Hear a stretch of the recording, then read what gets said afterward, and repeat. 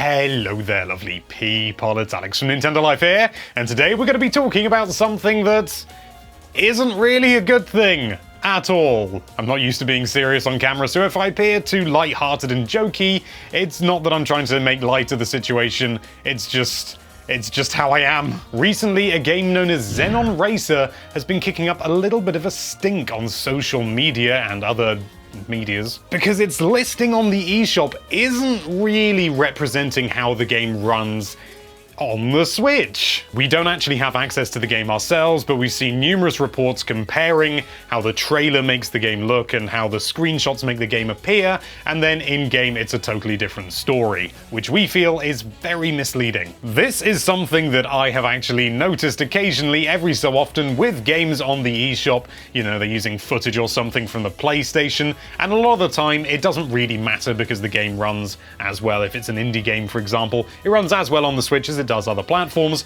so it's not an issue. But there are several games where it is an issue, and it's a bit of a naughty. So we're going to look at a couple of examples today. We haven't gone through the entire eShop, so this is not an exhaustive list. This is just the ones that we found to be the most sort of notable for numerous different reasons. But anyway, that's more than enough waffling. Let's dive right into things.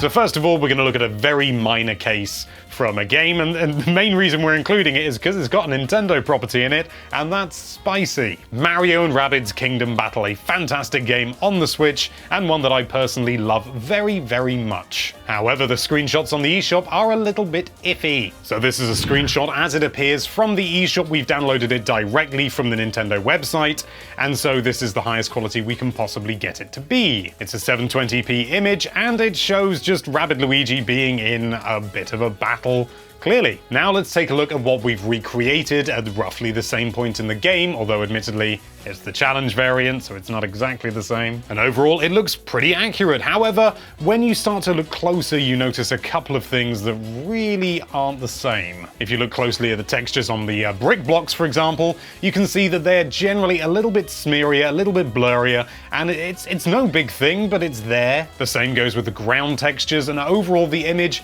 is just a little bit smeary. Now, this is such a minor thing, I'm sure it could just come down to human error. You know, it was running on a different system, for example, because it's in the Snowdrop engine, and they just plonked it in and it was an older image from an earlier build of the game.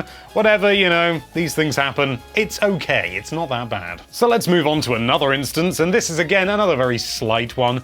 This is Skyrim of all things. This instance actually comes from a trailer that is listed on the eShop, and it's taken from E3 2017, I think. As you can see, the trailer starts up and everything looks absolutely normal, and then all of a sudden we start seeing the Zelda stuff, and for some reason, the video footage that we see here, the gameplay footage, is 60 frames a second. Compare that to the actual game, and indeed the rest of the gameplay from the trailer, which is 30 frames a second, and for some reason it's double the frame rate.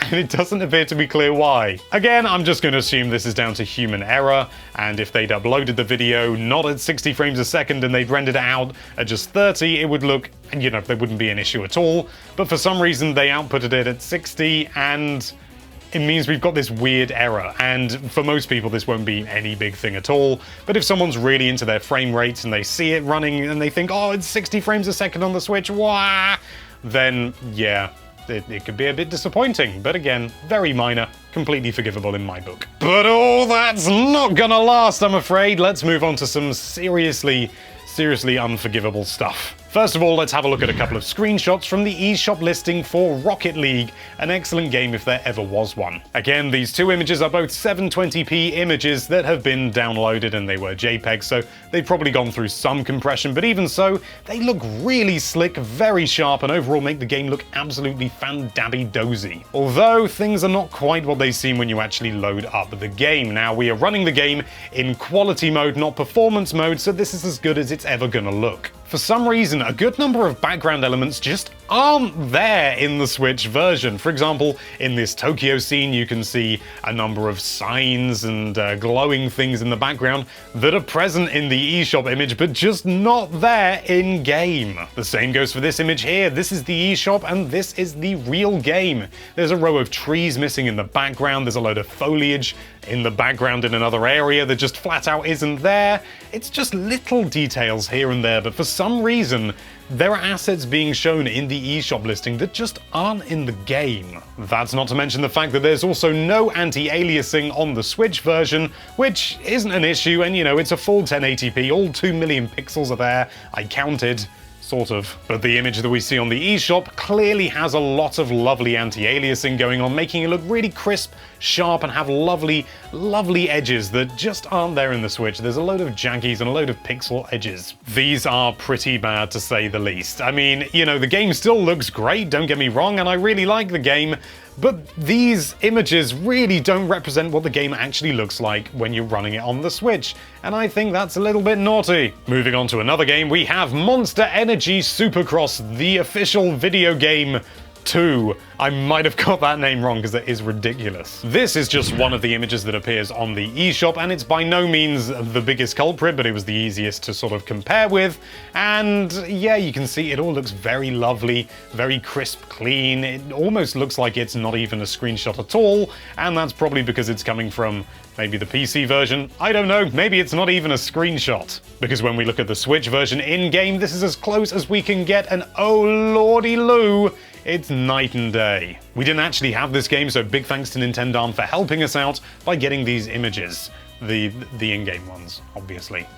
The entire thing just looks blurrier and muddier, no pun intended. Textures are significantly lower quality, and again, even though this is a 720p image, it looks infinitely crisper and sharper than what is actually displayed in-game. The actual game doesn't look that bad in my eyes. I mean, it's blurrier than the screenshots they've given, but even so, I don't think it looks too bad. It's certainly better than the original. Now, with this and Rocket League, you could make the argument that these are never intended to be screenshots, and merely they're just trying to sort of illustrate the game with a little bit of artistic license. However, I do think most people will look at these images and just assume that they are in-game screenshots. Even when you've got rid of the HUD and everything, they will just assume this is how the game looks when it runs. And clearly they don't. When you see trailers and stuff and they always have at the bottom when it's like rendered stuff, it says not in-game footage.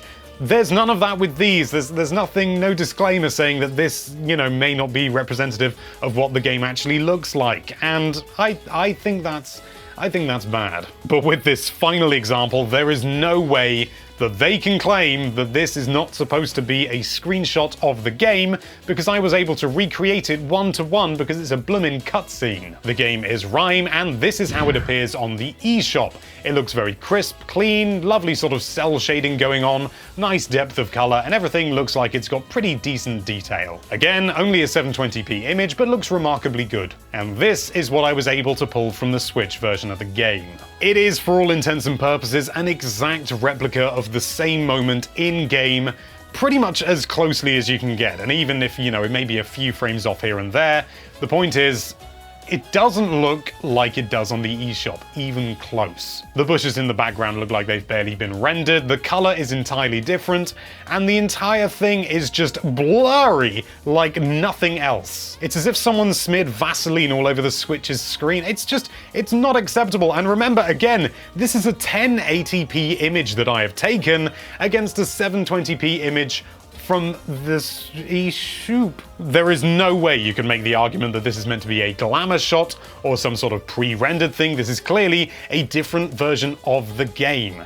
And I think that's genuinely, genuinely horrible. It's a blurry, horrible mess.